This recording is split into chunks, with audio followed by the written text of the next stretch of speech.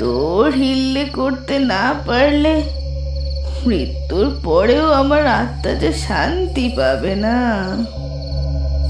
শোন শোন মন দিয়ে, সিউড়িতে আমার এক গুরু বোন সোনামণি পৈত থাকে। ওর ঠিকানা ওই ওই টিনের বাক্সে রাখা আছে।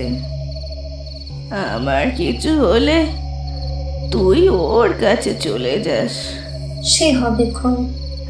না না, আমার হাতে আর বেশি সময় নেই রে। ঠিক আছে মা, তুমি এখন বিশ্রাম করো, আমি উঠি। মায়ের পুজোয় আবার দেরি হয়ে যাচ্ছে। কাঞ্চনা উঠে চলে যায়। ভৈরবীও আকাশ পাতাল ভাবতে ভাবতে ঘুমিয়ে পড়ে। সূর্য ওঠার সাথে সাথে কাকলির নিত্যদিনের কাজকর্ম শুরু হয়ে যায়। আজকে একটু উঠতে দেরি হয়েছে ঘুম থেকে। ছোটকুর জ্বর হয়েছে। জ্বর কিছুতেই কমতে চাইছে না। গত রাতে সারা রাত জলপট্টি করতে হয়েছে। এখন ছোটকু ঘুমোচ্ছে। এই ফাঁকে কাকলি যতটা পারছে তার নিত্যদিনের কাজকর্ম এগিয়ে রাখছে। ঘর পরিষ্কার করে মোছা হয়ে গেছে। রান্নাটা নামিয়ে তার স্বামীকে খাইয়ে দাইয়ে অফিস পাঠিয়েই সে স্নান করতে যাবে। ছোটকু উঠে গেলে আর কোনো কাজই হবে না। সমাদরবাবু খেয়ে দিয়ে যখন অফিস চলে গেলেন তখন বেলা 11টা। তাড়াতাড়ি স্নান সেরে ফিরে আসে কাকলি। স্নান করেই ঠাকুর দেবতার নিত্য পুজোটা সেরে নেয়। ছোটকু এখনও ওঠেনি। কাছে গিয়ে কপালে হাত দিয়ে দেখে কপালটা ঠান্ডা। স্বস্তির নিঃশ্বাস ফেলে কাকলি। না, জ্বর আর নেই। শব্দ না করে উঠে যায় কাকলি রান্নাঘরের দিকে। ভাত বেড়ে নিয়ে খেতে বসে কাকলি। বাইরে থেকে কে যেন ডাকে তাকে। দিদি, কি করছো? কে? রুমা নাকি? হ্যাঁ দিদি। বলতে বলতেই মেয়েকে নিয়ে ঘরে ঢোকে রুমা। বস বস। খাওয়া দাওয়া হচ্ছে নাকি? হ্যাঁ রে, খাবি কিছু? না না, ছোটকু কেমন আছে? কোল থেকে মেয়েকে মেঝেতে নামিয়ে জিজ্ঞেস করে রুমা। এখন একটু ভালো, জ্বরটা নেই। অনেক দিন সোনামাকে দেখি না, শরীর খারাপ হয়নি তোমার? তা তো আমি বলতে পারবো না রে, অনেক দিন হলো উনি এখানেও আসছেন না। চলো আজ বিকেলে ওনার থানে গিয়ে একবার বরং খোঁজ খবর নিয়ে আসি। ঠিক আছে। তখনই মেঘনা চাইতে জলের মতো এসে উপস্থিত হন সোনামা। বাইরে থেকে কাকলি ডাক দেন। কাকলি মা, বাড়ি আছো? কাকলি ও রুমা দুজনেই বাইরে বেরিয়ে আসে। সামনে সোনামাকে দেখে খুব খুশি হয় ওরা। কাকলি ও রুমা সোনামার পায়ে হাত দিয়ে প্রণাম করে, আদর করে হাত ধরে ঘরের ভেতরে নিয়ে আসে। এইখানে বসো মা, আমি তোমার জন্য একটু দুধ নিয়ে আসি। না রে মা, আমি কিছু খাবো না। যদিও তিনি ভালোভাবেই জানেন এই কাকলি তার কোনো কথাই শুনবে না, তাকে জোর করে খাওয়াবেই, তাই তিনি হাল ছেড়ে দিয়ে বলেন, ঠিক আছে নিয়ে আয়, আমার কথা তো তুই শুনবি না। হাসতে হাসতে কাকলি চলে যায় রান্নাঘরের দিকে। সোনামা তার কাপড়ের ঝোলাটা মেঝেতে রেখে বিছানায় আয়েশ করে বসেন। রুমা সোনামার পা ধরে আস্তেই আস্তে টিপতে থাকে। চমকে উঠে সোনামা পা সরিয়ে নেন। কি করছিস বোকা মেয়ে কোথাকার? মাগো, আমি তো তোমার মেয়ের মতোই। একটা মেয়ের কি তার মায়ের পদসেবা করার অধিকার নেই বলো? পাটা জোর করে মমতা ভরে টেনে নেয় রুমা। আবার পদসেবা করতে থাকে। এবার আর না করেন না সোনামা। বিড়বিড় করে কিছু একটা বলেন সোনামা। তখনই দুধের গ্লাসটা নিয়ে ঘরে ঢোকে কাকলি। গ্লাসটা বাড়িয়ে দেয় সোনামার দিকে। এই দুধটুকু খেয়ে নাও তো মা। সোনামা হাত বাড়িয়ে গ্লাসটা নেন। মেঝেতে বসে পড়ে কাকলি। আমতা আমতা করে বলে, মা গো, একটা কথা বলবো? বল না। তোমার সাধনার জীবনের গল্প বলো না, বড় জানতে ইচ্ছে করে। তুমি কি করে সিদ্ধি লাভ করলে, কে তোমার গুরু, তোমার আর কে কে আছে, কোথা থেকে তুমি এসেছো? বাবা, এত কিছু জানতে চাস? কি করবি জেনে ওসব? বড় জানতে ইচ্ছে করে। সব অতীতের জিনিস অতীতেই থাক না। না না মা, তোমাকে বলতেই হবে। কাকুতি মিনতি করতে করতে সোনামার পা দুটো এবার জড়িয়ে ধরে রুমা। তোমাকে বলতেই হবে মা, যে আমাকে মাতৃত্বের স্বাদ দিল তার সম্বন্ধে কিছুই জানবো না, তা কি করে হয় মা? আচ্ছা আচ্ছা বলছি, ভাটা তো ছাড়। পা ছেড়ে দিয়ে রুমা আর কাকলি উদ্গ্রীব হয়ে বসে সোনামার রোমাঞ্চকারী গল্প শোনার জন্যে। কাচের গ্লাসটা নামিয়ে রেখে চোখ বন্ধ করে স্মৃতিচারণ শুরু করেন সোনামা। আমার আদি বাড়ি মেদিনীপুর জেলার এক অজপাড়া গায়ে বাঁশডিহি গ্রামে। আমাদের পরিবারে ভাই বোন মিলে আমরা মোট 7 জন ছিলাম। আমি ছিলাম সবার ছোট। ছোট বয়স থেকেই আমি ঠাকুর দেবতায় খুব ভক্তি দেখাতাম। একদিন আমাদের বাড়িতে ভিক্ষা করার উদ্দেশ্যে এলেন এক তান্ত্রিক। ইয়া লম্বা চওড়া চেহারা, এক মাথা জট, হাতে ত্রিশূল, গলায় রুদ্রাক্ষের মালা। তার চোখ দুটো টকটকে জবা ফুলের মতো লাল, মুখ ভর্তি দাড়ি গোফের জঙ্গল। জয় মা তারা, ভিক্ষা দে মা। বলে তিনি যখন হাঁক পারলেন তখন আমার পিলে চমকে উঠেছিল। আমি উঠোনের মেঝেতে বসেছিলাম। আওয়াজ শুনে বাবা মা ঘরের বাইরে এসে ওনাকে ঘরের ভিতরে নিয়ে যান। আমিও পেছন পেছন ঘরে প্রবেশ করি। বাবা মা ওনাকে একটু আহার করার জন্য পীড়াপিড়ি করতে থাকেন। আমরা যারা তান্ত্রিক তারা সাধারণত কোনো গৃহস্থ বাড়িতে সেবা গ্রহণ করি না। কোনো কারণ হয়তো নেই, তবুও সবাই এটা মেনে চলে। আমার মনে হয় সংসার ত্যাগ করার পর কেউ আবার সংসারের মায়ায় পুনরায় জড়াতে চায় না। তারপর কি হলো মা? উনি রাজি হলেন? হ্যাঁ, শেষ পর্যন্ত তাদের পীড়াপিড়িতে এক প্রকার বাধ্য হলেন তিনি আহার গ্রহণ করতে। তবে শর্ত রাখলেন, কোনো অন্ন তিনি গ্রহণ করবেন না, ফলাহার করবেন। সেবার গরমও খুব পড়েছিল। তান্ত্রিক বাবার ফলাহার শেষের পর আমি মেঝেতে খেজুর পাতার চাটাই পেতে দিই ওনার বিশ্রামের জন্য। উনি শুয়ে পড়েন। আমি পাশে বসে তাল পাখা দিয়ে হাওয়া করতে থাকি। ঘুম যখন ভাঙে তার, তখন সন্ধে হয়। আমি তখনও পাখা পরেই চলেছি। উনি আমার সেবায় খুব সন্তুষ্ট হন। উঠে বসে আমার দিকে মমতা ভরা চোখে তাকান। তখন আমার বয়সই বা কত হবে, এই 15 কি 16 বছর। তুই আমার সঙ্গে যাবি মা, আমি সব শেখাবো তোকে। আমি ঘাড় কাত করি। সব শোনার পর মা তো কেঁদে কেঁদে ভাসিয়ে দিলেন, কিছুতেই ছাড়বেন না আমাকে। তান্ত্রিক বাবা তাকে সান্ত্বনা দিলেন। মারে, কিছু চিন্তা করিস না, তোর এই মেয়েকে মা কালীর সেবার জন্য উৎসর্গ কর। সংসার করার জন্য এর জন্ম হয়নি, ভবিষ্যতে এ অনেক লোককল্যাণ করবে। শেষমেশ মা রাজি হলেন। তান্ত্রিক বাবা তার কাপড়ের ঝোলা থেকে বের করলেন মা কালীর একটা ছোট মাটির মূর্তি, বাড়িয়ে দিলেন মায়ের দিকে। নে, এটা ধর মা, ঠাকুরের আসনে রেখে ভক্তি সহযোগে এর পুজো করিস। তোদের সংসারে কোনো অভাব থাকবে না। এরপর আমার দিকে ঘুরে বললেন, চল মা, আমাদের অনেক দূর যেতে হবে, তাই সকাল সকাল বেরিয়ে পড়তে হবে। আমি সজল নয়নে মার দিকে চেয়ে একটা ছোট কাপড়ের পুটুলি নিয়ে তান্ত্রিক বাবার পেছন পেছন ঘর থেকে বেরিয়ে আসি। জয় মা তারা। বলেই তান্ত্রিক বাবা হাঁটা শুরু করেন। আমি বারে বারে তান্ত্রিক বাবা বলছি, তার কারণ তখনও পর্যন্ত আমি তার নাম জানতে পারিনি।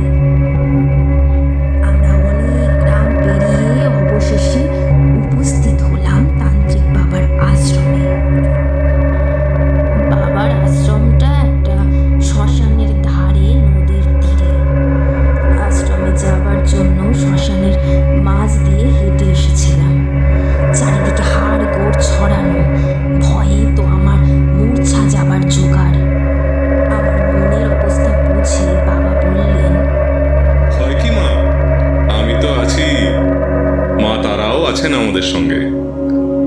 সংসারের নিয়মেই মৃত্যু, মৃত্যুর পর শবদাহ ক্রিয়া, আর দাহ হলে তো হাড়গোড় থাকবেই। ভয় পাস না মা, ভয় পাস না। জয় মা তারা। আশ্রমের সামনে এসে তিনি জোরে হাঁক পাড়েন। ভৈরবী মা, কোথায় গেলি রে? দেখ কে এসেছে। আমার দ্বিগুণ বয়সী আরেকটি মেয়ে আশ্রম থেকে বেরিয়ে আসে, আমার দিকে অবাক হয়ে তাকিয়ে থাকে।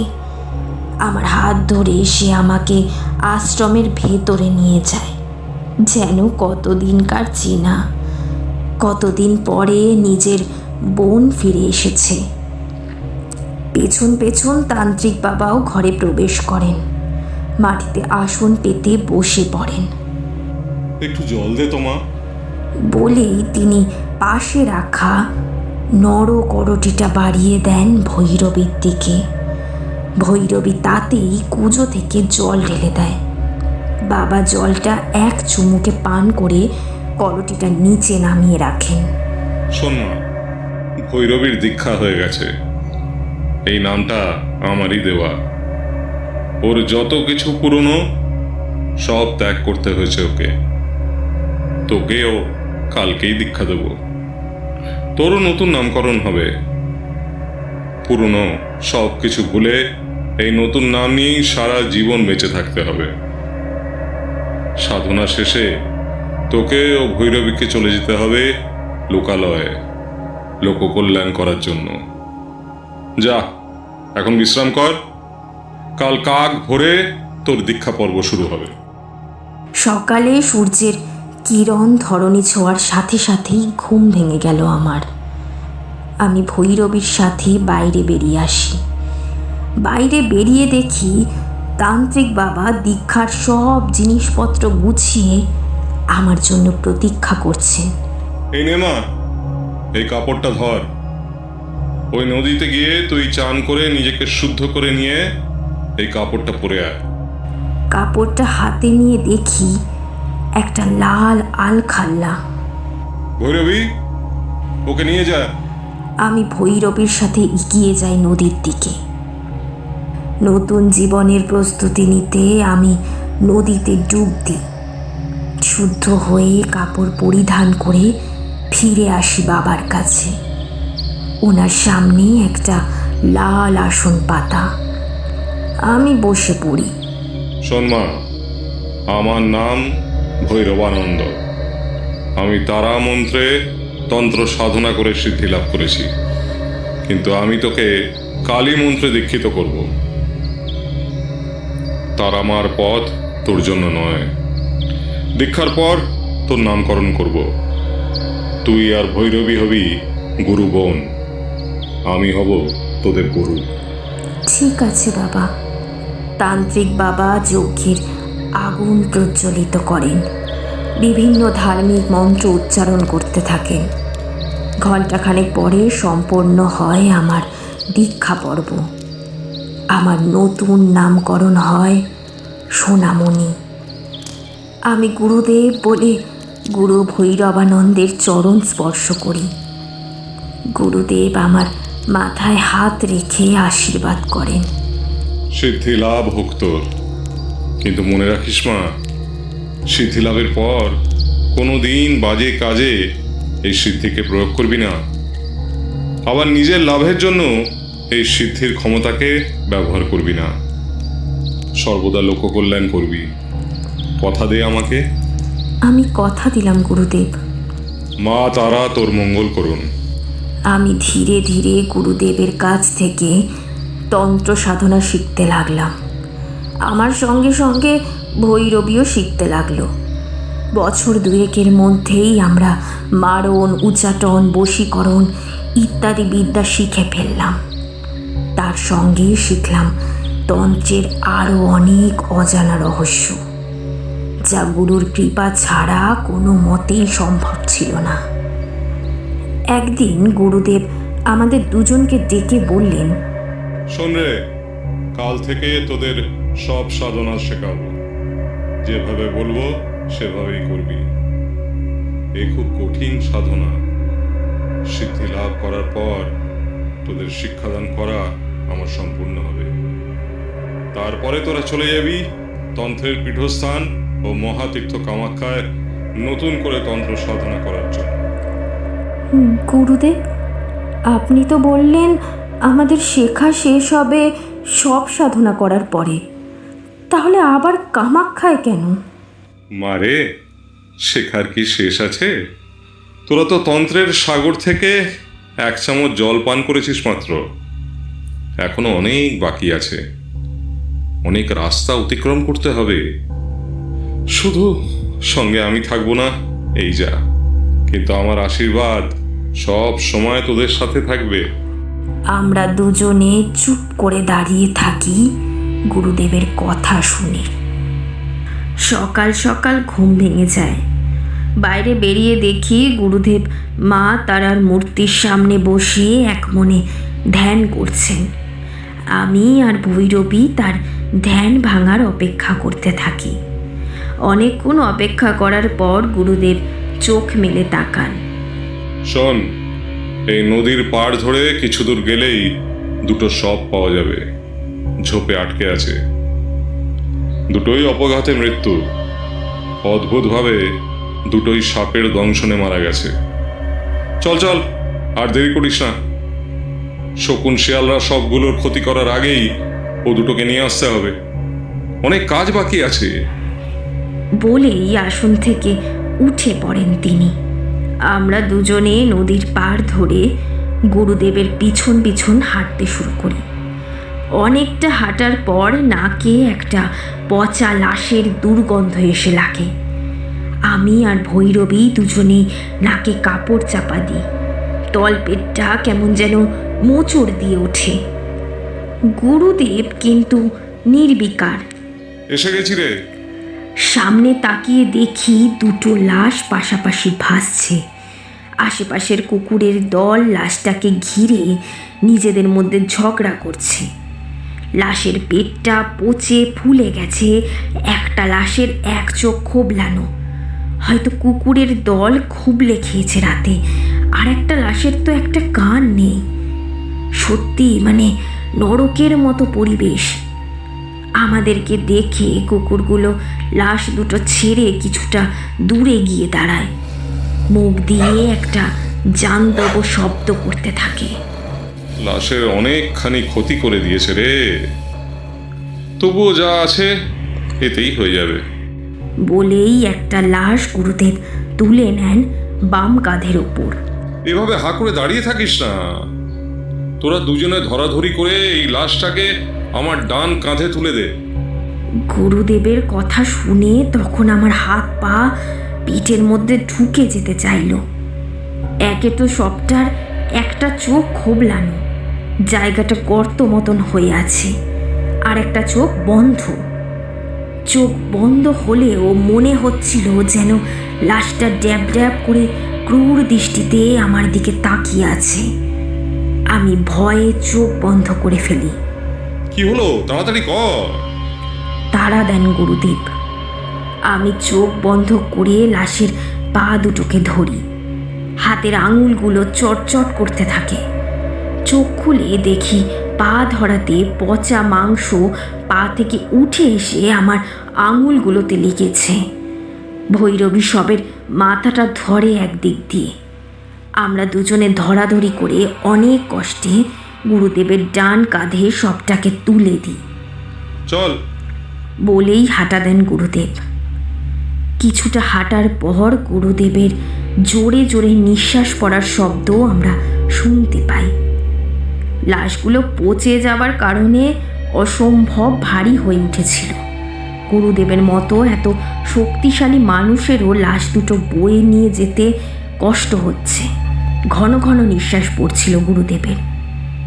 আমি মনে মনে ভাবতে থাকি, এই বিভৎস লাশগুলোকে নিয়েই আমাদের সব সাধনা করতে হবে?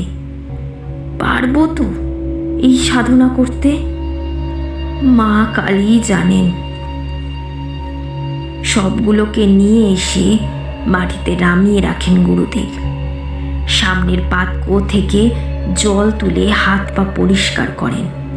হাত পা মুছে মাটিতে আসন পেতে বসেন। শোন, আজকে রাত 12টা থেকে কৃষ্ণপক্ষ শুরু হবে। আজকেই তোদের এই সব সাধনা করতে হবে। কোনো রকম ভয় পাবি না। আমি সব সময় তোদেরকে নজরে রাখবো। ভুলেও কোনো ভুল করবি না, নয়তো জীবন সংশয় হতে পারে। খুব সাবধান। আমি সামনে তাকিয়ে দেখি দুটো বট গাছের তলায় ত্রিভুজাকৃতি কিছু আঁকা আছে। একটা গাছের থেকে আর একটা গাছের দূরত্ব 25 বার মতো। বুঝতে পারি গুরুদেব দ্বারা নির্বাচিত আমাদের সাধনার স্থান।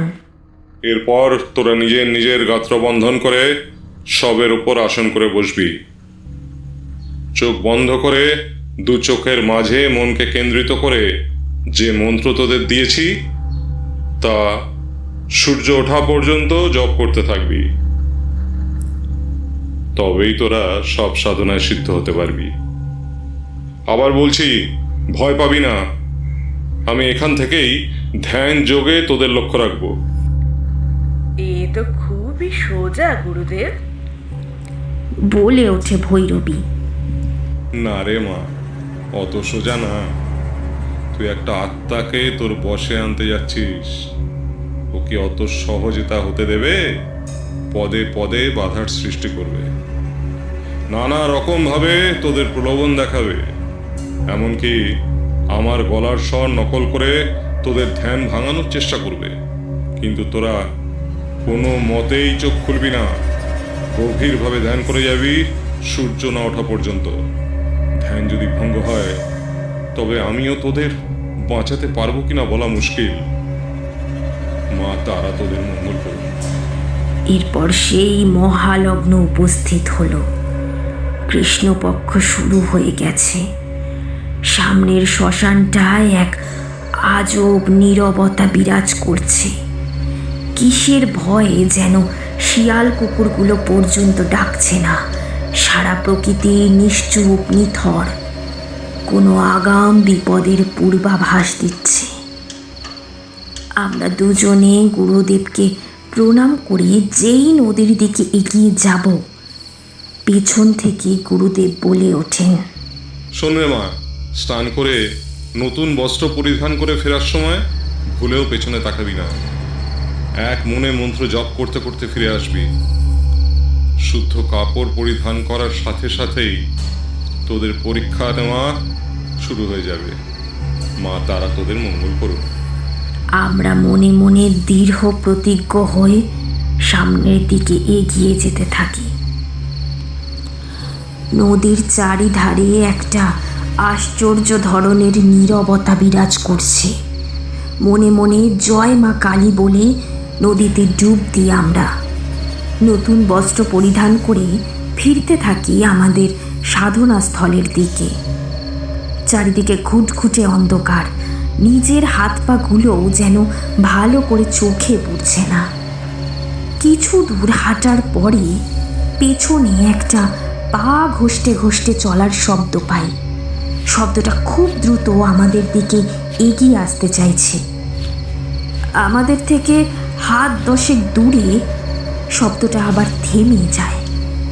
আমরা দাঁড়াই না, মনে মনে গুরুদেবের দেওয়া মন্ত্র জপ করতে থাকি। পা ঘষতে চলার শব্দটাও আমাদের পিছু পিছু অনুসরণ করতে থাকে। বুঝতে পারি আমাদের পরীক্ষা শুরু হয়ে গেছে। ভয় পেলে চলবে না। আমরা নির্ভয় হয়ে সামনের দিকে এগিয়ে যাই। হঠাৎ পেছন থেকে আওয়াজ আসে, তোদের এত তাড়া কিসের?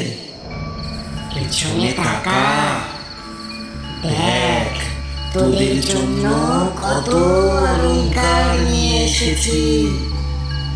আয় আয়, নিয়ে যা, নিয়ে যা। এই কচি বয়সে এই পথ তোদের জন্য নয়। আমরা কোনো উত্তর দিই না। বুঝি প্রলোভন দিচ্ছে।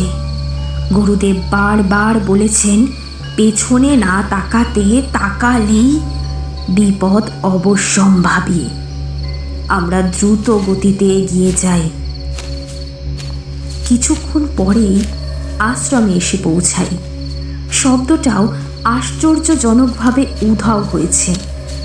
গুরুদেব নিজের আসনে বসে ধ্যান করছেন। কান কাটা সবটাকে আমি বেছে নিই, খুবলানো সবটা নেয় ভৈরবী। সবটাকে বহু কষ্টে তুলে ত্রিভুজাকৃতি জায়গায় রাখি। অবশ্য তার আগেই পাতকুয়ো থেকে জল তুলে সবটা পরিষ্কার করে নিই। পাশে রাখা কাপড়ের ব্যাগ থেকে লাল সিঁদুর বের করে সবটাকে আপাদমস্তক মাখাই। সবই ঠিকঠাক গুরুদেবের কথা মতো করে ফেলি। এবার গাত্রবন্ধনের পালা। মন্ত্র জপ করে গাত্রবন্ধন করি। ভৈরবী কি করছে কে জানে। দূর থেকে ওকে আবছা মতো দেখা যাচ্ছে। মনে মনে গুরুদেবকে স্মরণ করে যেই সবের ওপর উঠতে যাব, অমনি কোথায় যেন একটা কুকুর তীব্র স্বরে কেঁদে ওঠে। চমকে উঠি আমি। ভয় পেলে চলবে না, না না না না, কিছুতেই ভয় পেলে চলবে না।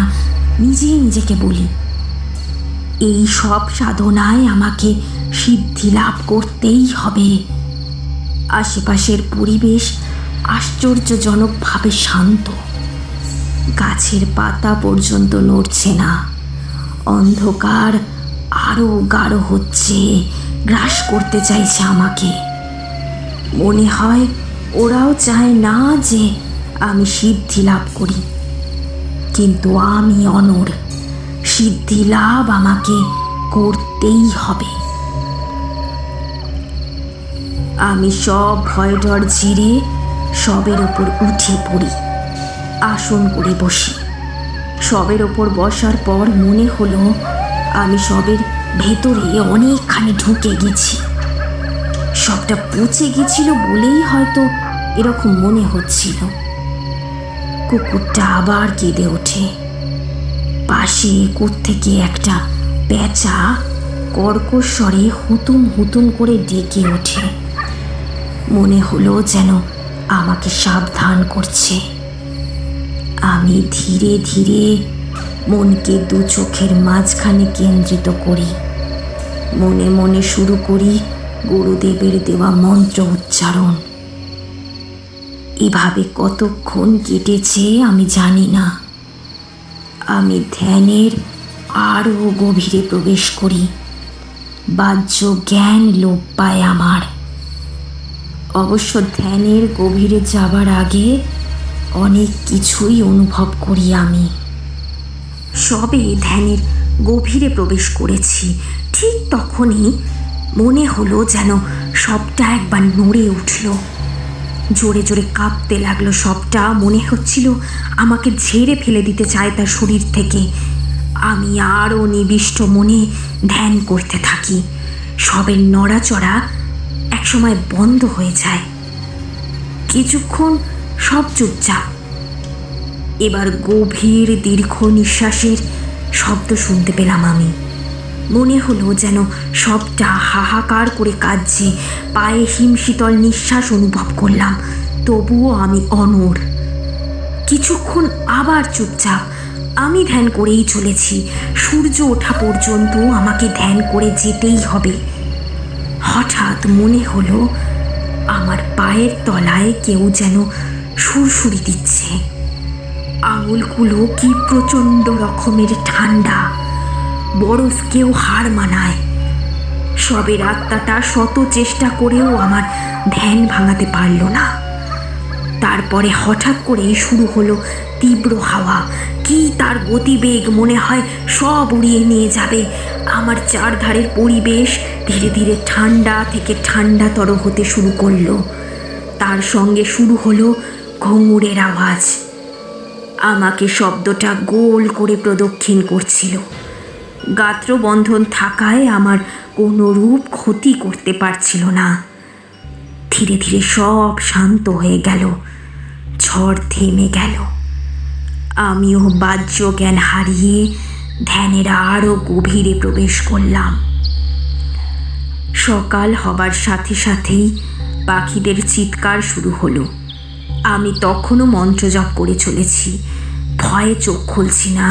সত্যিই সকাল হয়েছে তো, নাকি নাকি এটাও সেই প্রেতাত্মার মায়াজাল? আমি গুরুদেবের নাম স্মরণ করে চোখ খুলি। দেখি সত্যিই আকাশের অনেকখানি ওপরে উঠে গেছে সূর্য। গুরুদেব, গুরুদেব, আমি সিদ্ধি লাভ করেছি, আমি সিদ্ধি লাভ করেছি গুরুদেব, আমি সিদ্ধি লাভ করেছি। বলতে বলতে গুরুদেব যেখানে বসেছিলেন সেদিকে দৌড়ে যাই। কিন্তু কিন্তু কোথায় গুরুদেব? আশ্রম থেকে কান্নার আওয়াজ ভেসে আসছে। ভৈরবী বা কোথায়? ওকেও তো দেখতে পাচ্ছি না। আমি তাড়াতাড়ি আশ্রমে প্রবেশ করি। দেখি গুরুদেব মাটিতে শুয়ে আছেন, তার সারা শরীরে আঁচড় কামড়ের দাগ। তিনি যন্ত্রণায় ছটফট করছেন, শরীরের বিভিন্ন জায়গা থেকে ক্রমাগত রক্তক্ষরণ হয়ে যাচ্ছে। চোখ দিয়েও ক্রমাগত রক্তের ধারা প্রবাহিত হয়ে চিবুক ভিজিয়ে কণ্ঠ বরাবর নেমে আসছে।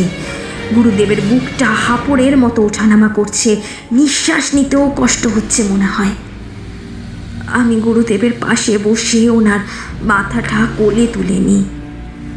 ভালো করে তাকে দেখার পর বুঝতে পারি গুরুদেবের ওই শক্তপোক্ত হাত দুটোকে কে যেন পাটকাঠির মতো মুচড়ে ভেঙে দিয়েছে।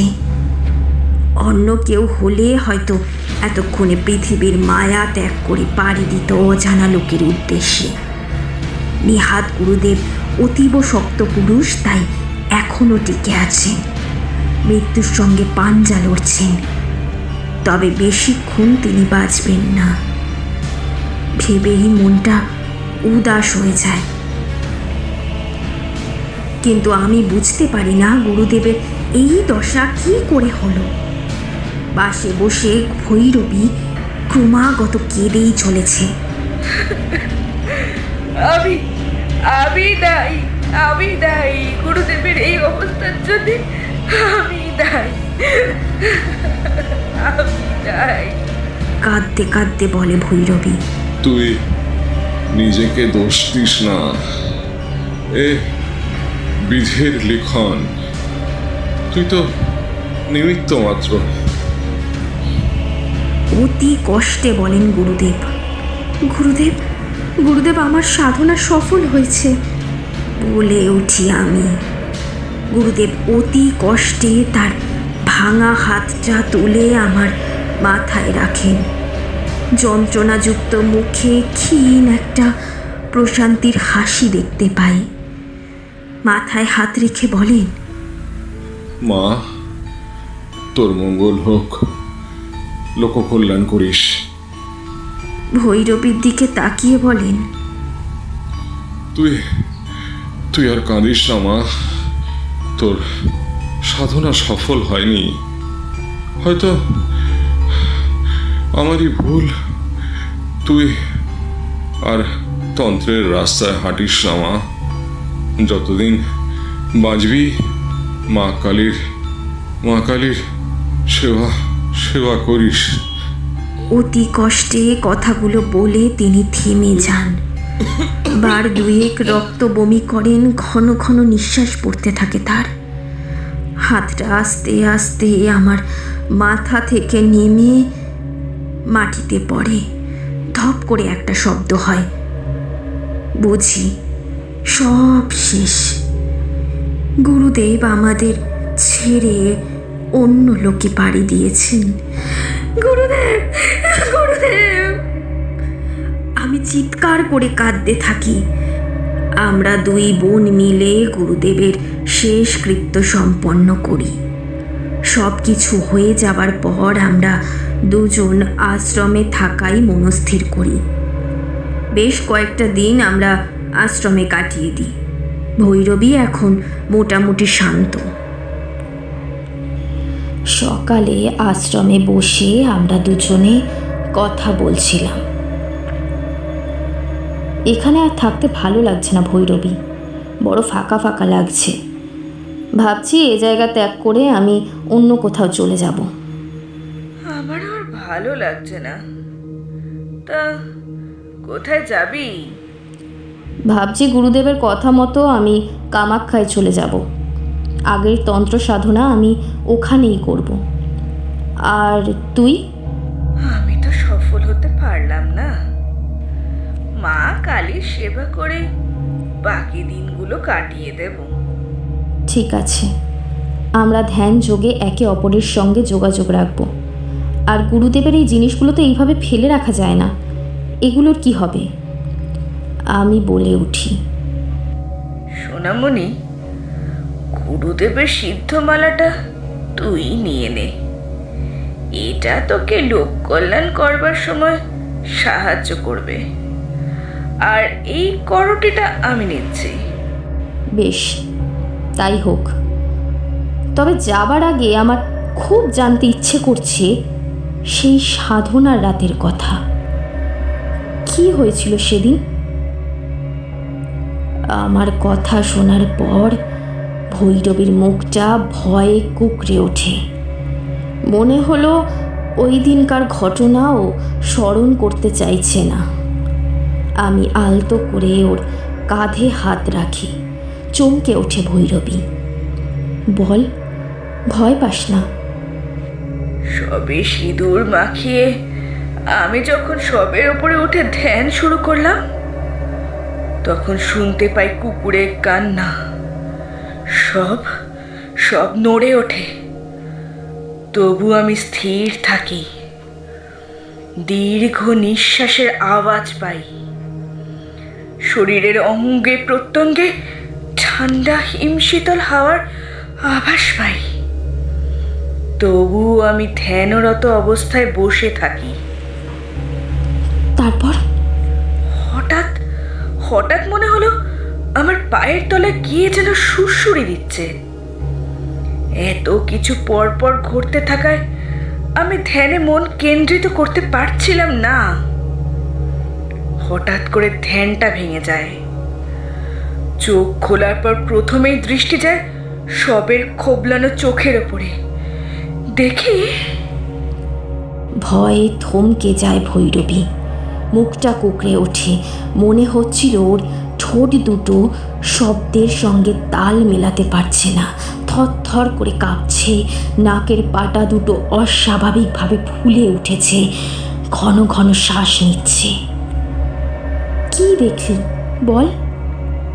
দেখি খোবলানো চোখের গর্তটার মধ্যে হলুদ নীল মিশ্রিত নরকের আগুন জ্বলছে। যে চোখটা বন্ধ ছিল সেটাও ফট করে খুলে যায়।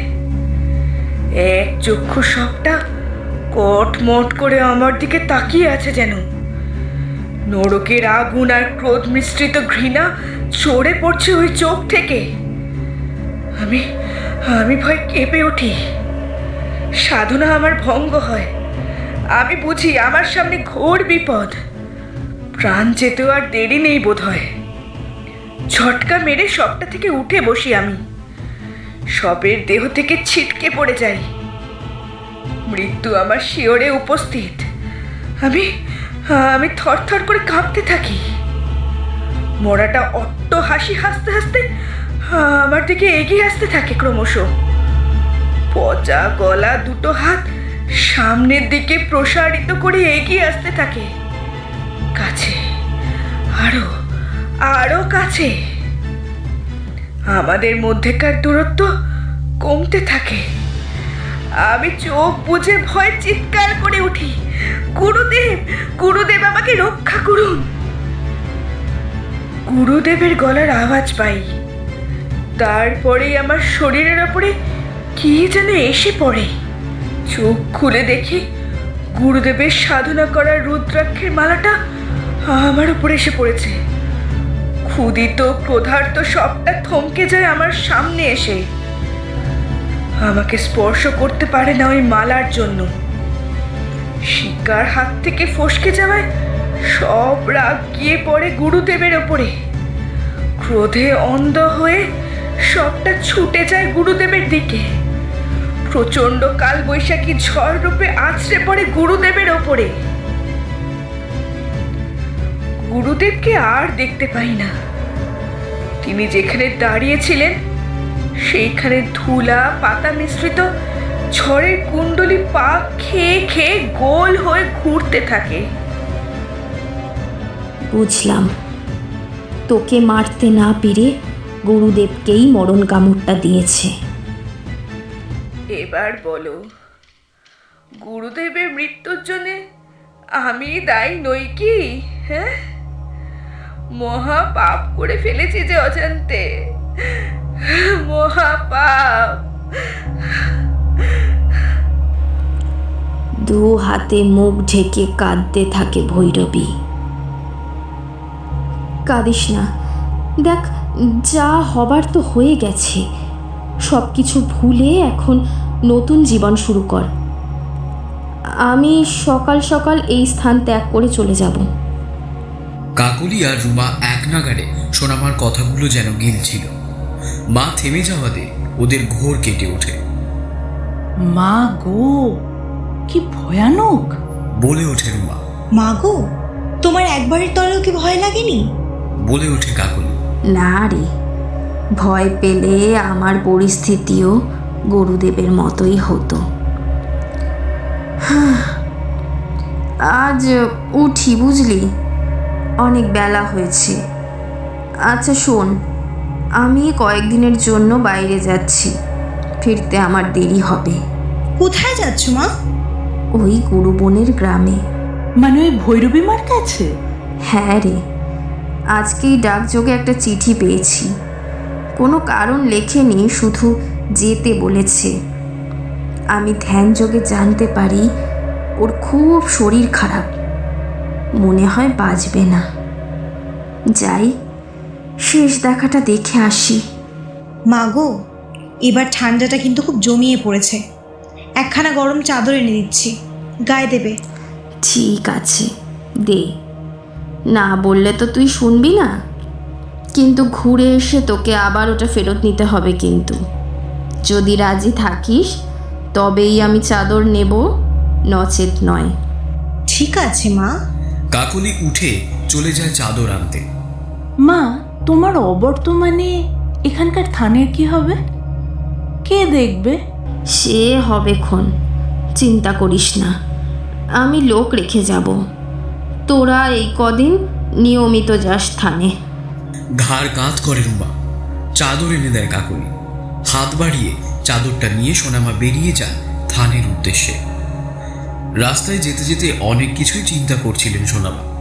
এতদিন পরে ভৈরবীর সঙ্গে দেখা হবে, কি অবস্থায় আছে কেই জানে। ধ্যানযোগে জানতে পেরেছেন ওর শরীর খুব খারাপ। আরও জানতে পারেন ওই গ্রামে এখন খুব সংকট দেখা দিয়েছে। দলে দলে লোক গ্রাম ছেড়ে পালাচ্ছে। কলেরার মড়ক দেখা দিয়েছে গ্রামে। শ্মশানে চারধারে পরপর চিতা জ্বলছে, ধোঁয়ায় আচ্ছাদিত গোটা গ্রাম। আর একটা মেয়ের অস্পষ্ট মুখ দেখতে পেয়েছেন ধ্যানযোগে। গালে হাত দিয়ে মা কালীর মূর্তির সামনে বসে আছে, দু চোখ দিয়ে অঝরে জল ঝরছে। কেই মেয়েটি, কি তার পরিচয়, কেনই বা সে কাঁদছে? সব কিছুর উত্তর লুকিয়ে আছে ওই গ্রামে। সন্ধ্যায় যখন গ্রামে পৌঁছায় সোনামা, চারিদিকে তখন এক আজব নিস্তব্ধতা বিরাজ করছে গোটা গ্রাম জুড়ে। চাদরটা বেশ ভালো করে জড়িয়ে নেয় সোনামা।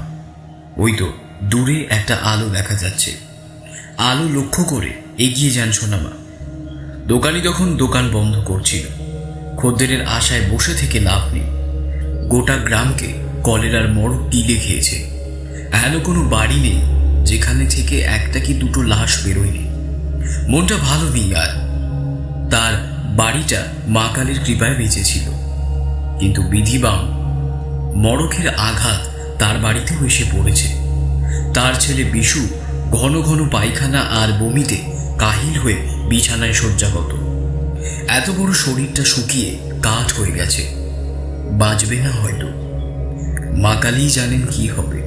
তাই দোকানি ক্ষিপ্র গতিতে দোকান বন্ধ করছিল। সামনে সোনামাকে দেখে চমকে ওঠে দোকানি। হ্যাঁ গো বাছা, তুমি ভৈরবীর বাসস্থানটা কোন দিকে বলতে পারবে? কিছুক্ষণ হাঁ করে তাকিয়ে থাকে দোকানি, তারপর বলে, ভৈরবী মা? হ্যাঁ বাছা। নাক বরাবর সোজা চলে যাও, কিছুটা গেলে শ্মশান পড়বে। শ্মশানে কালী মন্দির, ওখানেই উনি থাকেন। কিন্তু এই রাতের অন্ধকারে শ্মশানটা বড় ভয়ানক জায়গা, তুমি যেতে পারবে মা? হ্যাঁ হ্যাঁ, ঠিক চলে যাবক্ষণ। মা কালী তোমার মঙ্গল করুক। নাক বরাবর হাঁটা দেয় সোনামা। কিছুটা হাঁটার পরই শ্মশানটা পেয়ে যায়। গুরুদেবের নাম স্মরণ করে ঢুকে পড়ে শ্মশানে। সামনে দেখে অন্ধকারে ছায়াহীন কায়ারা সব হাত জড়ো করে দাঁড়িয়ে আছে। মুখে তাদের যন্ত্রণার ছাপ স্পষ্ট। তফাতে যা, তফাতে যা, রাস্তা দে। আমি যাবার আগে তোদের সকলের মুক্তির ব্যবস্থা করে দিয়ে যাব। তোদের এই নরক যন্ত্রণা বেশি দিন ভোগ করতে হবে না। ভোজবাজির মতো অন্ধকার ছায়াগুলি অদৃশ্য হয়, শুধু একটা ছায়া থেকে যায়। সোনামার থেকে হাত 10 দূরে হাঁটতে থাকে, ইশারায় ডাকতে থাকে তাকে। সোনামা বোঝেন পিছনে যেতে বলছে আত্মাটা, তাকে অনুসরণ করতে বলছে, হয়তোবা মন্দির পর্যন্ত পথ দেখাতে চাইছে। সবই গুরুর কৃপা। কপালে হাত ঠেকিয়ে প্রণাম করেন গুরুদেবের উদ্দেশ্যে। ঠিক কালী মন্দিরের সামনে কিছুটা দূরে ছায়াটা থেমে যায়, হাত জড়ো করে, তারপরে বাতাসে মিশে যায়। ভৈরবী, ভৈরবী, আমি এসেছি। কেউ কোনো প্রতিউত্তর দেয় না। একটু পরেই মন্দির থেকে কাঁদতে কাঁদতে বেরিয়ে আসে একটি সমর্থ মেয়ে। আছড়ে পড়ে সোনামার চরণে। চমকে ওঠেন সোনামা, হাত দিয়ে ধরে মেয়েটাকে দাঁড় করান। আমাকে নিয়ে চল। কাঞ্চনার পেছন পেছন ভৈরবীর ঘরে প্রবেশ করে সোনামা। বিছানার উপর চিরনিদ্রায় শুয়ে আছে ভৈরবী। মুখটা খোলা, চোখ দুটো ঠিকরে বেরিয়ে এসেছে। খোলা অবস্থাতেই আছে চোখ দুটো। কাছে গিয়ে হাতের চেটো দিয়ে চোখ দুটোকে বন্ধ করে হাতটা তুলে নেন। হাত তোলার সাথে সাথে তিনি দেখেন চোখটা বন্ধ হয়নি, খোলাই আছে। বোঝেন দুদিনের বাসি মরা, সব অঙ্গ প্রত্যঙ্গ শক্ত হয়ে গেছে। চোখ বন্ধ হবে কি করে? মনটা ভারাক্রান্ত হয়ে ওঠে তার। শোন কাঞ্চনা, এই সবের দাহ কার্য এখনই সম্পন্ন করতে হবে। এমনিতেই অনেক দেরি হয়ে গেছে। কে করবে মা? আমি করব। তন্ত্রমতে ওর দাহ কার্য সম্পাদন করব। ঠিক আছে মা, আমি রঘু কাকাকে ডেকে আনছি। মারা যাবার পর ওই দাহ কার্যটা করতে চেয়েছিল, কিন্তু কিন্তু আমি বাধা দিয়েছিলাম। ঠিকই করেছিস। ওকে দাহ করলেও আত্মার সদ্গতি হতো না। এখন যা তো, রঘুকে ডেকে নিয়ে আয়। যাচ্ছি মা। ছুটে বেরিয়ে যায় কাঞ্চনা। সব ভয়ডার উপেক্ষা করে পৌঁছে যায় রঘুর কুটিরে। ওকে নিয়ে ফিরে আসে সোনামার কাছে। ক্ষিপ্র হস্তে চিতা সাজিয়ে ফেলে রঘু। উঠিয়ে দেওয়া হয় ভৈরবী মায়ের শরীর চিতায়।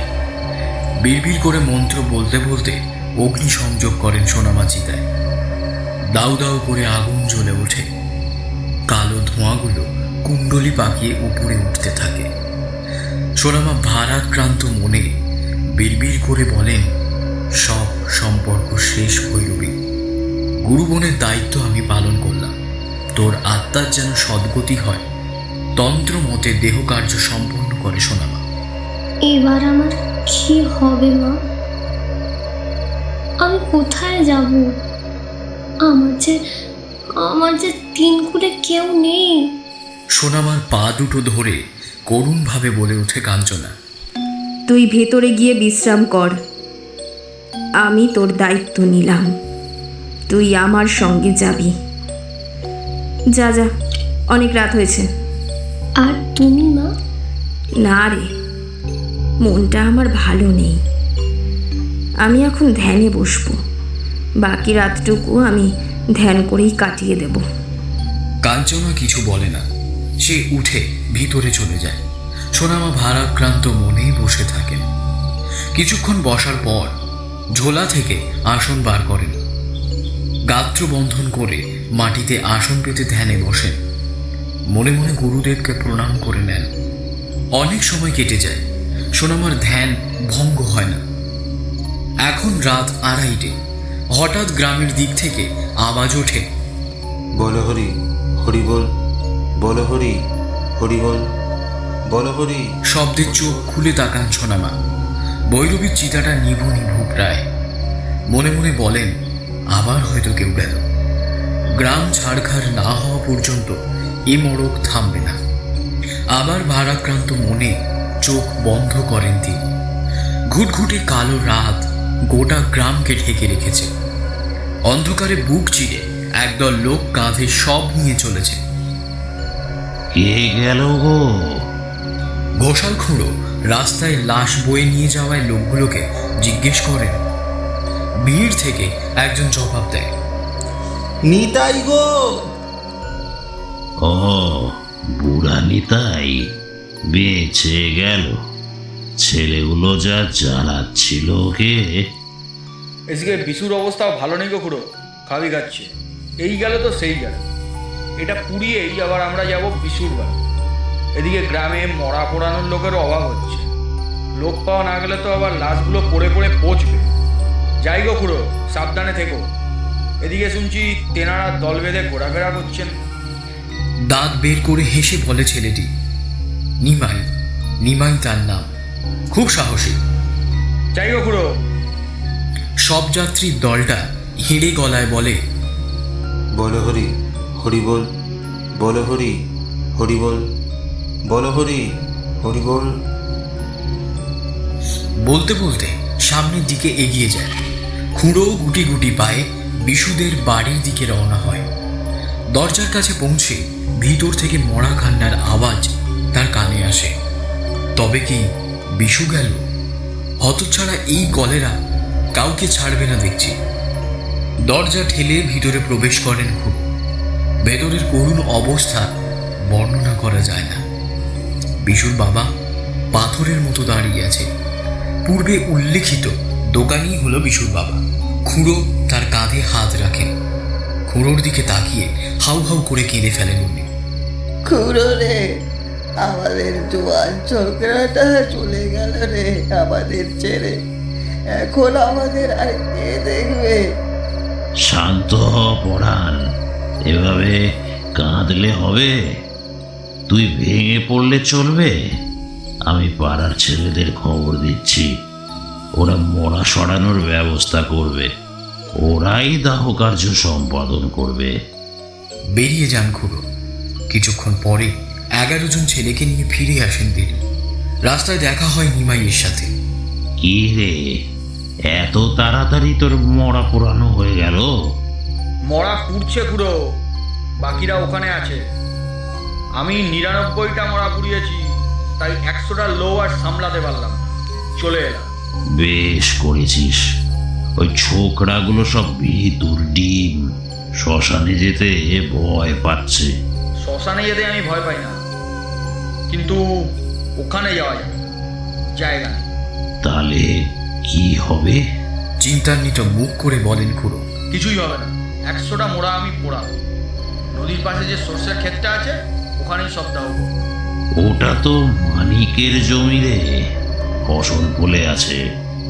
কি সুন্দর হলুদ ফুল এসেছে সরিষা গাছগুলোতে। ও বেটা তো গতকালই গ্রাম ছেড়ে পালিয়েছে, কে আমাকে বাধা দেবে? এর উপর আর কথা হয় না। 11 জনের দলটা ঘরের ভেতর ঢুকে যায়। বাঁশের মাচা বানাতে বেশিক্ষণ সময় লাগে না। বিশুকে মাচায় তুলে 4 জনের দলটা কাঁধে মাচা তুলে নেয়।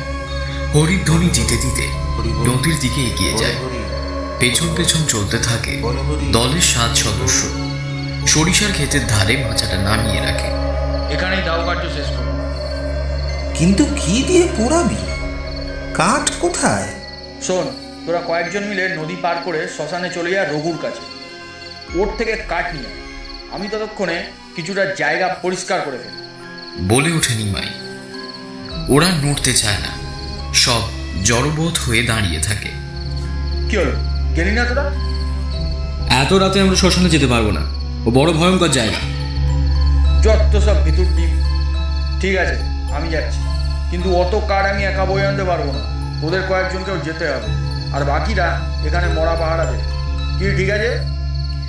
তবুও ওরা কেউ রাজি হয় না, সব দাঁড়িয়ে থাকে। নিমাই রেখে যায় এবার। আচ্ছা, ঝামেলায় ফেললি তো। আমাকে কি 100টা মরা পড়াতে দিবি না নাকি? ঠিক আছে, তোরা সবাই যা, আমি এখানে মরা পাহারা দেবো একা। এই প্রস্তাবটা ওদের বেশ মনোপুত হয়। একজন বলে ওঠে, তুমি একা থাকবে, তা আবার কলেরার মরা পাহারা দেবে? তো কি হয়েছে? না মানে রাত তো অনেক হয়েছে, তার উপর তেনারা তো আছেনি। যাই একা নিয়ে আয়, আমাকে তো ভয়টা দেখাস না। ও মানুষ আর আমিও মানুষ, পার্থক্য শুধু একটাই, ও চুপ করে আছে আর আমি কথা বলছি। ঠিক আছে, তুমি সাবধানে থেকো। গুটি গুটি পায়ে বেরিয়ে যায় শ্মশানের উদ্দেশ্যে। নিমাই চলে যাওয়া দলটির দিকে চেয়ে থাকে। আয়েশ করে বসে পাশে থাকা একটা উঁচু ঢিপির উপর। পকেট থেকে বের করে একটা বিড়ি, অগ্নিসংযোগ করে সুখের টান দেয়। ঠান্ডাটাও জব্বর পড়েছে, চাদরেও মানছে না, হাড় পর্যন্ত জমিয়ে দিচ্ছে। বিড়ির টানে নিজেকে একটু উষ্ণ মনে হয়। গুনগুন করে গান করতে থাকে, মাগো দেনা পাগল করে। চারিদিক নিস্তব্ধ, ঘন গাঢ় অন্ধকার। অন্ধকারের মধ্যেই নিমাইয়ের হাতের বিড়ির লাল আগুনটা জ্বলজ্বল করছে। দূর থেকে মনে হচ্ছে এক চক্ষু প্রেত। নদী দিয়ে একটা মরা ভেসে যাচ্ছিল, সেদিকে তাকিয়ে মনে মনে বিরক্ত হয় নিমাই। এভাবে কেউ লাশ জলে ভাসায়? জল দূষিত হচ্ছে না?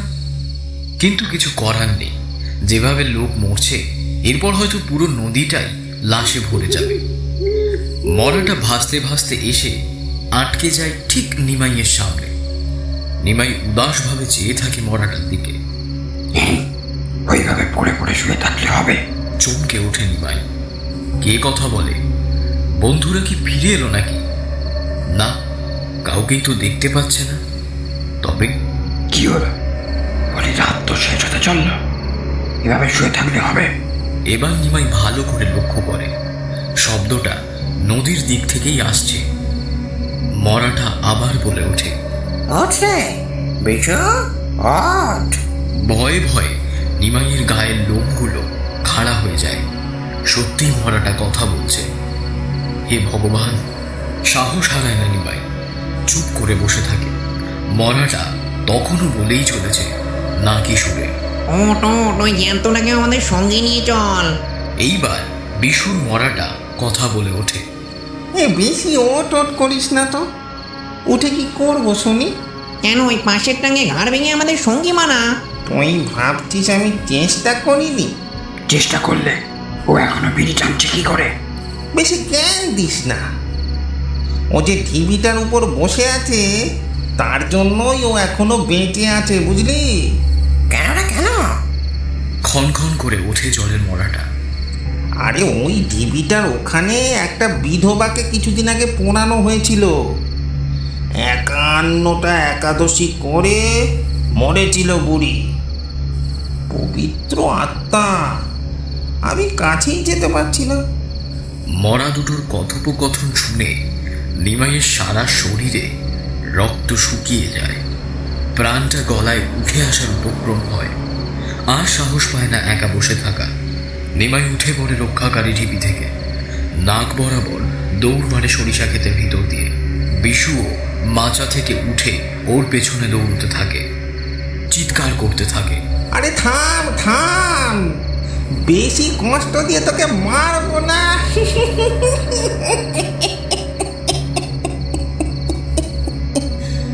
জলের মরাটাও খিলখিল করে হেসে ওঠে। ধর পাখি পালাচ্ছে। হ্যাঁচড় পাঁচড় করে কোনো রকমে নদী পার হয় নিমাই। ঢুকে পড়ে শ্মশানে। পিছনে তাকিয়ে দেখে বিশুও ছুটে আসছে তাকে ধরার জন্যে। তার সারা গায়ে সরিষার হলুদ ফুল লেগে আছে। মনে হচ্ছে একটা হলুদ রঙের আগুনের গোলা তার পিছনে পিছনে আসছে। আর ছুটতে পারে না সে, ধপ করে পড়ে যায়। তার ঠিক 5 হাত দূরেই বসে আছেন সোনামা। ধপ শব্দটা শুনে চোখ খুলে ফেলেন। ধ্যান ভঙ্গ হয় তার। সামনে দেখেন জীবন্ত মরাটা ছুটে আসছে উল্কার বেগে। ছেলেটাকে ধরে ফেলল প্রায়। আসন ছেড়ে দ্রুত চলে আসেন নিমাইয়ের কাছে, হাত তুলে বলেন, দাঁড়িয়ে পড়, আর এগোবি না। থমকে দাঁড়িয়ে পড়ে মরাটা, চিৎকার করে বলে, সরে যা, বাঁধা দিস না, না হলে তোকে ওর সাথে নিয়ে চলে যাব। সোনামা কোনো কথা না বলে ঝোলা থেকে কি যেন একটা বার করে মন্ত্র করে ছুঁড়ে মারেন মরাটার গায়ে। বিভৎস চিৎকার করে মরাটা নিথর দেহে লুটিয়ে পড়ে শ্মশানে। নিমাই ধীরে ধীরে চোখ খোলে, সামনে দেখে সোনামা দাঁড়িয়ে আছে। ভয়ের কিছু নেই, উঠে বস। ওই ওই মরাটা মরাটা আমি সব জানি, তুই শান্ত হ। নিমাই পা ধরে প্রণাম করে। ততক্ষণে ওর দলের বাকি ছেলেরাও নিমাইকে খুঁজতে খুঁজতে চলে আসে। এখন এটার কি হবে? এখানে আছি। অবাক হয়ে প্রশ্ন করেন, এখন এটার কি হবে? আমরা কাঠ নিয়ে এসে দেখি তুই নেই, নিচে তাকিয়ে দেখি বিশুর লাশটাও নেই। আমাদের বুঝতে দেরি হলো না, বুঝি তুই বিপদে পড়েছিস। তারপর আমি দেখি সরিষার সব গাছগুলো সোজা হয়ে দাঁড়িয়ে আছে, ব্যতিক্রম শুধু মাঝের সরিষা গাছগুলো। আমি কিছুতেই যাব না, মারিয়ে দিয়েছে। কিছুতেই না। আমরা তোর পেছনে ফেলে আসা আমি চিহ্ন ধরে কিছুতেই যাব না, এখানে উপস্থিত হই। কিছুতেই না। এই পৃথিবীর মায়া ছেড়ে এখন এটা কি হবে? লাশটার দিকে আঙুল দেখিয়ে একজন বলে ওঠে, আমি কিছুতেই খা যাব কোরকম না, করে কিছুতেই শিয়াল না। কুকুরে ছিঁড়ে খা। এই পৃথিবীর মায়া যেমন ছেড়ে কর্ম, নরকের আগুনে আমি যাব তেমন না। ফল। বেঁচে থাকতে আমরা কত একসাথে আড্ডা মেরেছি, আর মরার পর সব ভুলে গেল। ওইভাবে বলিস না, মরে যাওয়ার পর কেউ কারো হয় না রে। যত সম্পর্ক সব এই জীব জগতে, মৃত্যুর পর সব ফাঁকা।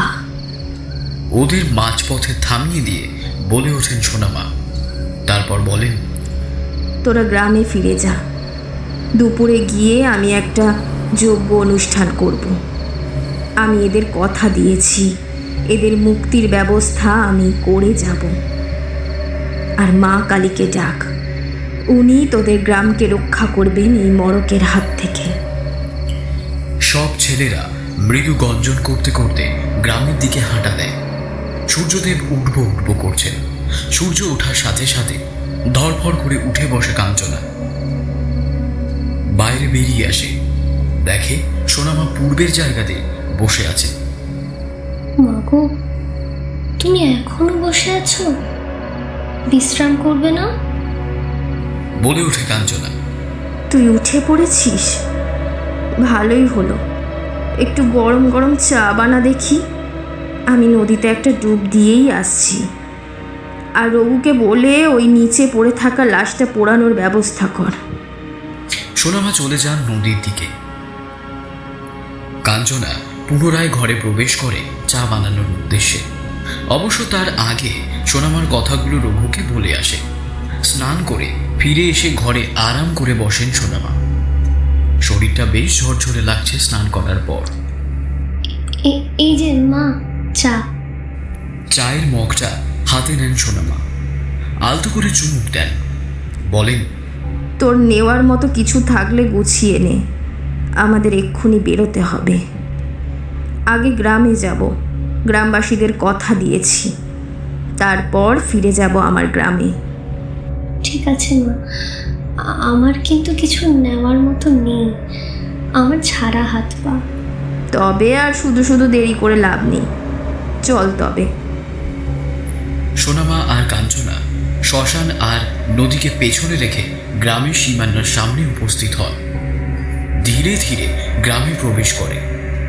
সারা গ্রাম মনে হচ্ছিল মৃত্যুর চাদরে ঢাকা, নিস্তব্ধ, নিথর। কাঞ্চনার ডাকাডাকিতে এক এক করে দরজা খুলে গ্রামবাসীরা বেরোতে থাকে। মা, আপনি এখন এসেছেন? দুপুরে আসবেন বলেছিলেন। হাতে সময় নেই, দেরি করা যাবে না। কিন্তু আপনার যজ্ঞের সামগ্রী তো কিছুই আমরা জোগাড় করে উঠতে পারিনি। তার দরকার নেই, সবই আমার কাছে আছে। তোরা শুধু যজ্ঞের বেদি বানা, আর কিছু শুকনো কাঠ লাগবে আমার। গ্রামের কিছু লোক লেগে পড়ে বেদি বানানোর কাজে, আর একদল লোক চলে যায় শুকনো কাঠ জোগাড় করতে। বেদি বানানো যখন শেষ হলো তখন বেলা 11টা। বেদি অবশ্য খুব তাড়াতাড়ি তৈরি হয়ে গিয়েছিল, কিন্তু শুকনো কাঠের জোগাড় না হওয়াতে দেরি হয়ে গেছিল। যে পরিমাণ মরা পোড়ানো হয়েছে তাতে কাঠের আকাল পড়াই স্বাভাবিক। তবুও অনেক চেষ্টা করে গ্রামের লোকেরা কিছু শুকনো কাঠের জোগাড় করতে পেরেছিল। কাঞ্চনা, 2 বালতি জলের ব্যবস্থা করতো মা, আমি স্নান করব। চমকে ওঠে কাঞ্চনা, বলে, স্নান? কিছুক্ষণ আগেই তো আপনি নদীতে গিয়ে স্নান করলেন। হ্যাঁ করেছি, চা খেয়েছি যে শরীরটা এঁটো হয়ে গেছে, আর এঁটো শরীর নিয়ে যজ্ঞে বসা যায় না। কিন্তু মা, এই ঠান্ডায় দুবার স্নান করলে আপনার ঠান্ডা লেগে যাবে তো। যা বলছি তাই কর কাঞ্চনা, আমার কিচ্ছু হবে না। কাঞ্চনা কোনো কথা না বলে চলে যায় জলের ব্যবস্থা করতে। 2 বালতি জল নিয়ে ফিরে আসে কিছুক্ষণ পরে। কিছুক্ষণ আগেই তো আপনি নদীতে গিয়ে স্নান করলেন। হিম শীতল ঠান্ডা জল ঢালতে থাকে কিন্তু তার সারা শরীর। এই ঠান্ডায় লাল বস্ত্র পরিধান করে সোনামা আসন পেতে আপনার ঠান্ডা লেগে যেতে পারে। তার আগে তিনি যজ্ঞ বেদি থেকে কিছুটা দূরে অনেকখানি জায়গা জুড়ে একটা গোল বৃত্ত আঁকেন। গ্রামবাসীদের লক্ষ্য করে বলেন, তোরা গ্রামের সবাই এই গোল ঘেরা দেওয়া জায়গার ভেতরে বসে পড়।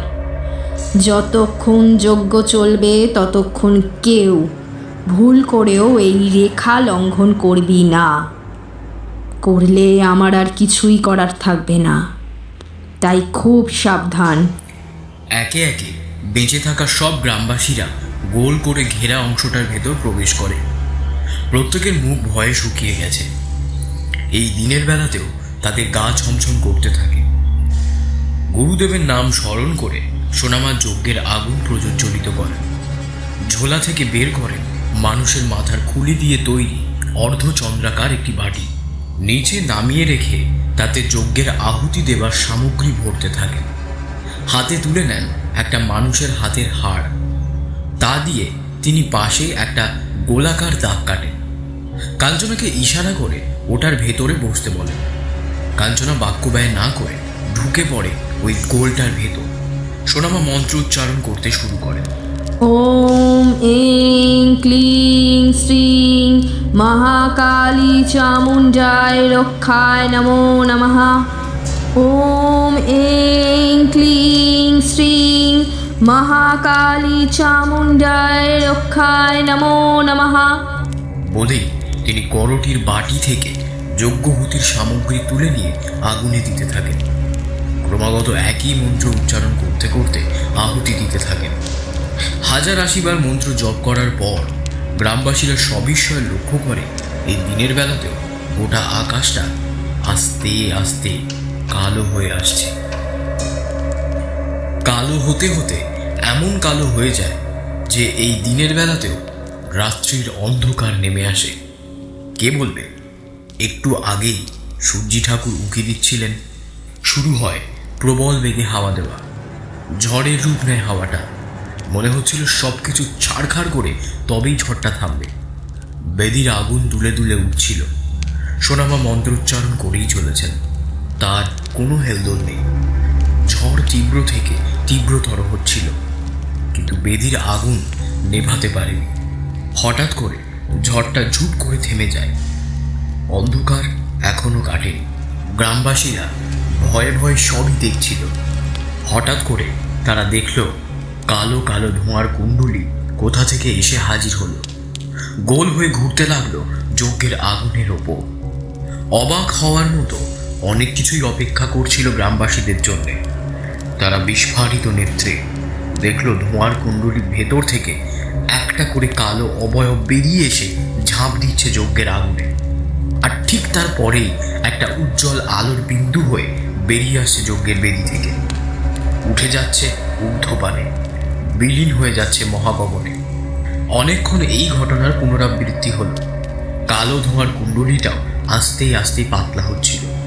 তখনই বাধা পড়ল শুভ কাজে। একটা 3 বছরের বাচ্চা কি করে যেন ওই গোল বৃত্ত থেকে বাইরে চলে এসেছিল। কেউ খেয়াল করেনি। যখন খেয়াল করলো তখন অনেক দেরি হয়ে গেছে। সবাই সবিস্ময় দেখল একটা গাঢ় কালো তীরের ফলার মতো সরু দেখতে ধোঁয়ার রেখা ধোঁয়ার কুণ্ডলী থেকে বেরিয়ে শিশুটার শরীরে প্রবেশ করলো। শিশুটির মাথা তারপরেই তার ধরের চারধারে গোলাকারে বনবন করে ঘুরতে লাগলো। কিছুক্ষণ ঘোরার পর থামলো মাথাটা। গ্রামবাসীরা চিৎকার করে উঠল ভয়ে। শিশুর মাথাটা পিঠের দিকে মুখ করে থেমেছে। শিশুটা ঘুরে দাঁড়ালো, বুকটা চলে গেল পেছনে। তার চোখ দুটো টকটকে লাল, ধকধক করে জ্বলছে। মাথার চুলগুলো শনের মতো খাড়া হয়ে দাঁড়িয়ে আছে। খলখল করে হেসে উঠল শিশুটা। তারপর হেড়ে গলায় বলল, না, আমি কিছুতেই যাব না, কিছুতেই না। এই পৃথিবীর মায়া ছেড়ে আমি নরকের আগুনে যাব না। বড় বড় লাফ দিয়ে তড়িৎ গতিতে এগিয়ে আসতে লাগলো সোনামার দিকে। গ্রামবাসীদের চিৎকারে আগেই চোখ খুলে গিয়েছিল সোনামা। তিনি তৈরিই ছিলেন, মন্ত্রোচ্চারণ থামাননি। শিশুটা যেই বেদির সামনে এলো অমনি সোনামা ক্ষিপ্র গতিতে ঝোলা থেকে ভস্যের ন্যায় কি একটা বের করে ছুঁড়ে মারেন শিশুটার শরীরে। ধপ করে শিশুটা পড়ে যায় বেদির সামনে। তার শরীর থেকে বেরিয়ে আসে একটা কালো অবয়ব। রাজ্যের ঘৃণা মিশ্রিত চোখে তাকাতে থাকে সোনামার দিকে। তিনি মন্ত্র বলেই চলেছেন। তিনি যেই যজ্ঞের আগুনে আহুতি দিলেন, ঠিক তারপরেই একটা আগুনের শিখা যজ্ঞ বেদি থেকে বের হয়ে আষ্ট্রে পৃষ্ঠে বেঁধে ফেলে কালো অবয়বটাকে। টানতে থাকে আগুনের বেদির দিকে। চিৎকার করতে থাকে কালো অবয়বটা। একটু একটু করে এগিয়ে যেতে থাকে অগ্নিকুণ্ডের দিকে। তার গগনভেদী চিৎকারে কেঁপে ওঠে আকাশ বাতাস। যজ্ঞের আগুনে প্রবেশ করে চিৎকার বন্ধ হয়ে যায়। একটা আলোর জ্যোতি বেরিয়ে আসে বেদি থেকে, সোজা উপরে উঠে গিয়ে মহাশূন্যে বিলীন হয়ে যায়। ধীরে ধীরে অন্ধকারটা কেটে গেল। অকাল রাত্রির অবসান হলো। সূর্যদেব মুখ তুলে চাইলেন। ঝলমল করে উঠল গোটা গ্রামটা। কোথাও একটা দিনের পাখি মনের আনন্দে শীষ দিয়ে উঠল।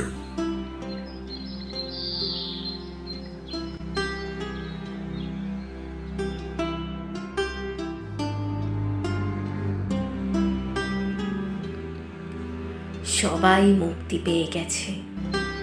যজ্ঞের আগুন নিভে গেলেই ছাই গোটা গ্রামের সীমানায় ছড়িয়ে দিস। এই নে কালী মূর্তি, কোনো ব্রাহ্মণকে দিয়ে ঠিক এইখানে মাকে প্রতিষ্ঠা করিস। মা তোদের মঙ্গল করুক। কলেরা আর তোদের কারো প্রাণ ছিনিয়ে নিতে পারবে না। চল রে কাঞ্চনা, আমাদের অনেক দূর যেতে হবে।